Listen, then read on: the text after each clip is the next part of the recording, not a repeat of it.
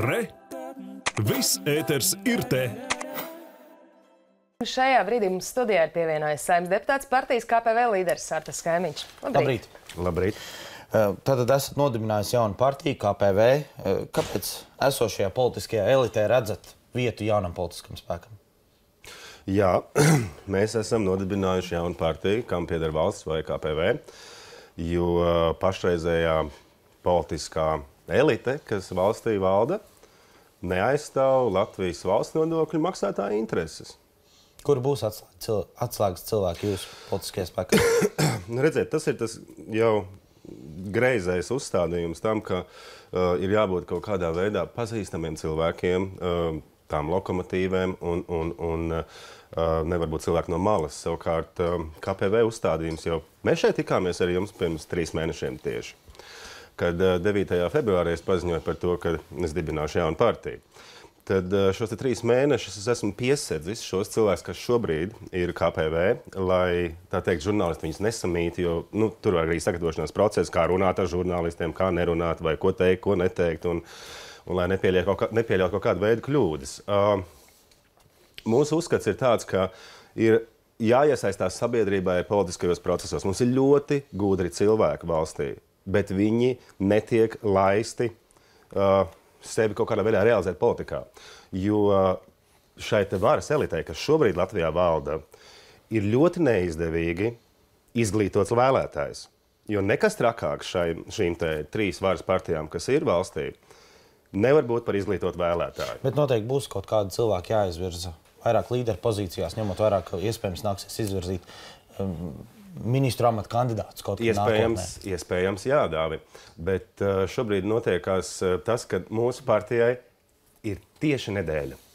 Un tas, kas ir noticies, es gribu pateikt paldies visiem, kas ieradās pirms nedēļas, visiem 388 cilvēkiem, kas paši atnāca, kas samaksāja iestāšanās naudu 20 eiro apmērā, un kas paši to darīja. Tas pirmo reizi Latvijas valsts vēsturē, kad 26 gadu laikā nav kaut kāds bagāts onkulis, kas aiz muguras stāv un samaksā visiem notāriem un pa visām telpu īrēm, bet cilvēki paši. Un brauc no Norvēģijas, brauc no Kanādas, brauc no Īrijas un nāc no Latvijas visām pilsētām. Es domāju, tas ir brīnums, kas ir noticies šobrīd. Vai ar šo te iestāšanās naudu visticamāk taču nepietiks, lai partija arī tā eksistētu visu laiku? Kas ir jūsu sponsori? Bez sponsoriem partijas nezinu, vai var pastāvēt? Tā ir taisnība, jo ir vajadzīga nauda. Un, ja tu esi kļuvis par partijas biedru, tad gada laikā tev ir jāmaksā pēc mūsu partijas statūtiem, ir jāmaksā no 30 eiro, cik tev sirds var atļauties, gadā. Biedra nauda.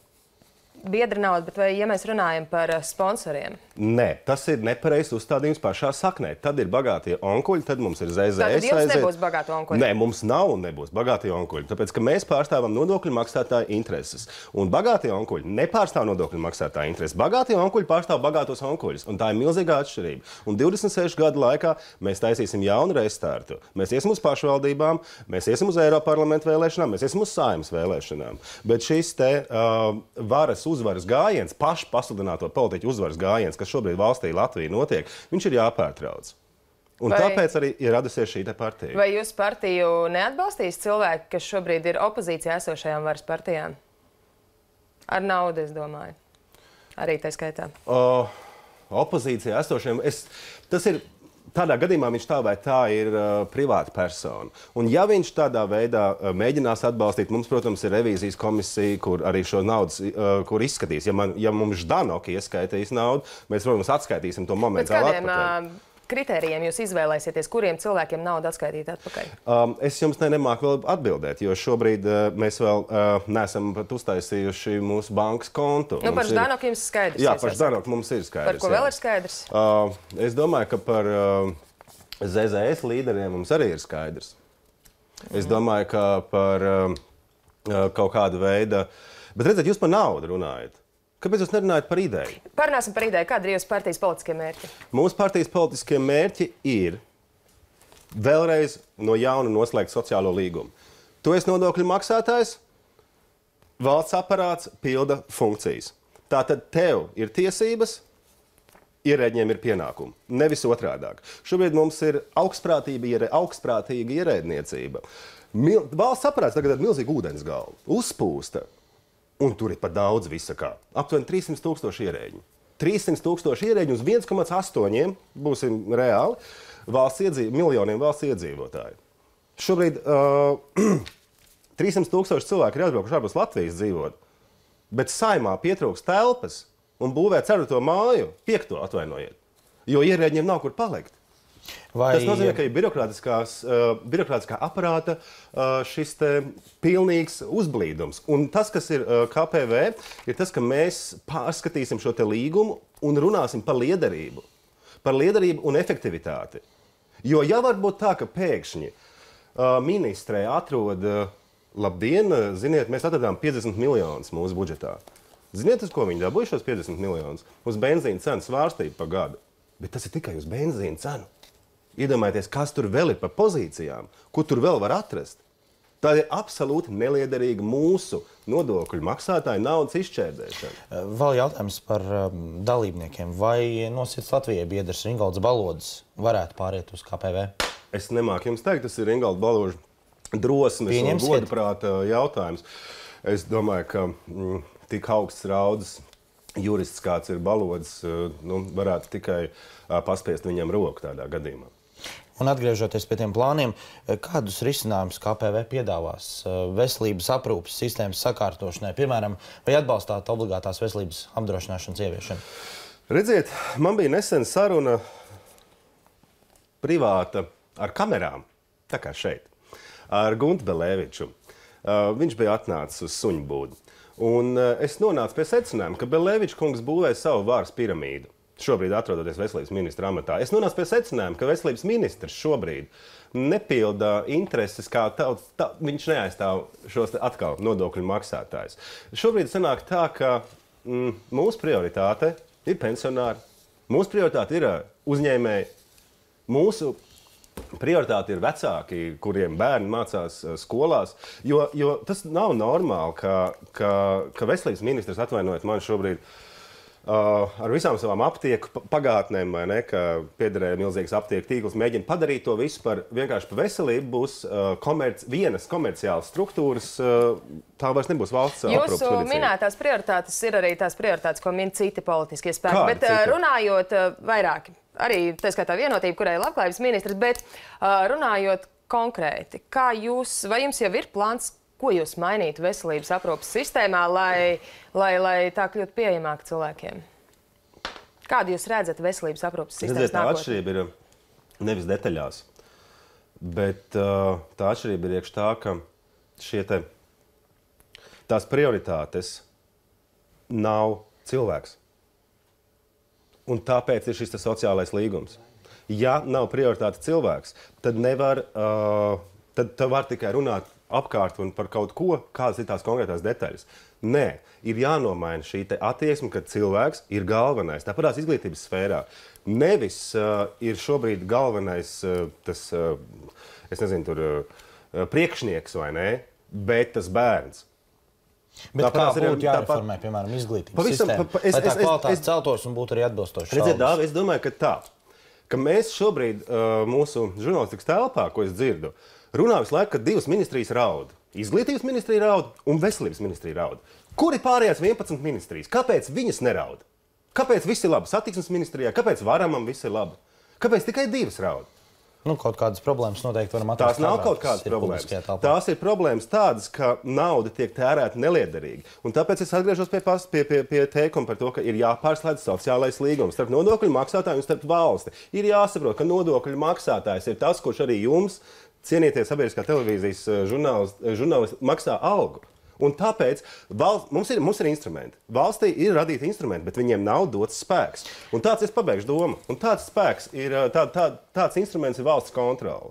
Valsts kontrole taisa revīzijas regulāri. Un viņi norāda, ka lūk, šī iestāde, kura ir nodokļu maksātāju Viņi pārtērē naudu vai tērē neliederīgi, bet viņi nevar noraut stopkrānu un nedot naudu, jo valsts kasa viņiem pēc likuma tā vai tā dod naudu. Kaimiņkungs, bet ir nepieciešams palielināt algas skolotājiem un celt izglītības kvalitāti un Es uzskatu, ka izglītības kvalitāte ir atkarīga no tā, vai mums valstī cilvēkiem radīsies uzkrājumi.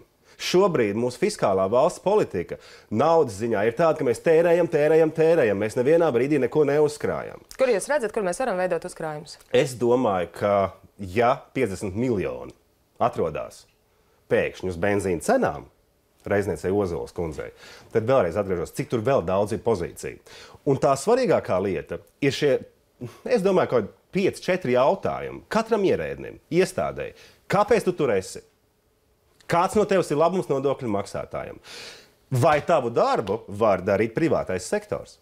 Vai jūs esat gatavs, ja jums būtu tādas iespējas, nodot arī šīs ierēģu funkcijas privātiem sektoriem? Absolūti. Absolūti. Valstī Kuras nav. Tieši? Tur ir jāpārskata. Neesat vēl izdomājis. Vai 13 ministrijām ir jābūt? Neesat vēl izdomājis, kuras tieši. Mēs vēlreiz sakam, mēs šobrīd esam nedēļu veca partija vai jauna, Jā. bet mums dublējās funkcijas. Kā pieņemsim, es mums varu izstāstīt piemēru. Valstī ir reimigrācijas plāns. Nodokļu maksātāji par to ir samaksājuši 4 miljonus eiro. Atnāk viņi uz komisiju, un viņi prezentē, cik cilvēks viņi dabūjuši atpakaļ pa 4 gadiem. Uzminiet, cik? 6. 6 cilvēkus pa 4 miljoniem eiro. Vai jums ir mājaslapa, kur var tas cilvēks, kurš ir aizbraucis no Latvijas projām, uzzināt, kas tad ir jādara, lai viņš varētu atgriezties mājās? Jā, mums ir mājaslapa. Mēs atveram to mājaslapu, tur ir informācija tikai par 40%. Kuri vēl? Es skatos, ka ir 12 mājaslapas uztaisīts. 12! Un tur tā nauda arī ir aizgājusi. Tie 4 miljoni ir aizgājuši uz to ierēdniecības aparātu stutēšanu. Dabūt atpakaļ ir 6 cilvēki. Nē, nu Tas nozīmē, ka tas nav skaidrs, tāpēc, ka pārklājās funkcijas. Skaidrs, ka funkcijas patiešām pārklājas, un tās būtu jāpārskata. Bet vēl arī būtisks jautājums, vai atbalstat parlamentāro izmeklēšanas komisiju izveidošanu Saeimā? Jā, es esmu... Jūs vispār runājat par parlamentāriem? Jā, tāpēc, ka tā ir vienīgais, principā tas ir vienīgais parlamentārais veids, kādā veidā opozīcija var dot savu viedokli. Tas izmaksā diezgan dārgi. Jā, un šī te epopeja, kas šobrīd notiekās ar parlamentāru izmeklēšanas komisiju, kuras vadītājs ir Veikals Polīts, es domāju, ka tas ir spļāviens visai sabiedrībai acīs. Jo ar Maksimas izmeklēšanas komisiju mēs pacēlām parlamentāro izmeklēšanas komisiju tādā latiņā augšā, ka mums bija milzīgi cilvēki iesaistās. Mums bija atklātība. Mēs dabūjām 6 cilvēkus uz svītas par to, ka 7 svēto septītnieku, Ušakovu, Vircavu, Dombrovski, kas tur vēl bija, Kampars, Jūras Pūce, Anrijs Matīs. Ko jūs saukt par būtiskāko šīs Maksimas parlamentārās izmeklēšanas komisijas sauso atlikumu? Mēs esam dabūjuši morāli un politiski atbildīgus cilvēkus, kas bija atbildīgi par šo te traģēdiju. Viņu paraksti stāv uz papīriem. Un joprojām tas, ka viņi ieņem savus amatus, tas nav normāli. Nevienā normālā demokrātiskajā valstī cilvēki, kas ir politiski un morāli atbildīgi. Bet tad tas mērķis, acīm redzot, līdz galam nav sasniegts. Atvainojiet sabiedrībai un arī jums, žurnālisti, par to ir jāceļ trauksme. Katrā ziņā vēlētājs to varēs izdarīt tikai pēc 2 gadiem. Runājot par vēlētājiem, kas ir jūsu vēlētājs? Uz ko jūs cerat? Kādā ziņā uz ko mēs ceram? Uz kuriem cilvēkiem, kuri vēlēs par jūsu partiju? Linda, 388 cilvēki atnāk uz Lielo ģildi, samaksā ar 20 eiro no visas Eiropas patiesībā. Statistika nav slikta, nenoliedzami. Statistika nepavisam nav slikta. Tad vēlreiz, mūsu vēlētājs ir tas, kurš grib mainīt šajā sistēmā, redzēt sevi. Viņš grib dabūt sev uzkrājumus, viņš grib normāli pelnīt, viņš grib, atvainojiet, aiziet uz veikalu, aizbraukt ceļojumā. Tas, es ceru arī, ka, Linda, jūs esat mans vēlētājs. Un arī jūs, Dāvi. Ko jūs darīsiet ar nodokļu politiku? Ilgus gadus uzņēmēji saka, ka tā nav pietiekama stabila. Kāds ir partijas plāns? Precīzi. Vai ir plāns? Precīzi. Stabila. Vai jūs zināt, cik reizes vēl nodokļu politika mainīsies līdz nākamajām vēlēšanām? Cik reizes jūs esat saskaitījis? 2. 2017. gada decembrī un 2018. gada decembrī. Par kādu stabilitāti mēs varam runāt, par ko mēs varam runāt, ja šī politika vēl divreiz mainīsies. Ja mēs skatāmies, kas tad ir kaut kāda veida konkrēta politika, tad šeit uzņēmējs neko vispār nevar paredzēt, jo viņš nezina, kas tagad nomainīsies. Tad, ja tiksiet pie varas, jūs nemainīsiet nodokļu politiku? Pagaidiet. No sākuma, kurien atskaites punkts, kur ir? Kā mēs varam zināt, kas būs 17. gada decembrī, kad būs atkal pieņemts budžets? Ko viņi būs pieņēmuši valdošā šī pasludinātā varas elite? Ko? Kā mēs to zināsim? Pieļaujot iespēju, ka saņemot mantojumā pie attiecīgiem noteikumiem nodokļu politika tomēr var attiecībā. Jūs ziniet kā, Dāvi, šeit vajadzētu arī atrasties pārējām partijām. Ja man tiek uzdot šādi skrupulozi jautājumi, tad šī ir ļoti laba diskusija. Tad es gribētu šeit redzēt arī pārējo partiju pārstāvjus, kurš šo visu putru ir savārījuši. Nevis tā, ka jūs šobrīd jautājat man, kaimiņu kungs, kā jūs mainīsiet nodokļu politiku? Bet jūs taču esat jaunas partijas dibinātājs. Jā. Mums ir interesanti. Jā, protams. Vai būsiet arī premjera amata kandidāts nākamajās vēlēšanās? Nesaskatu nekādas problēmas.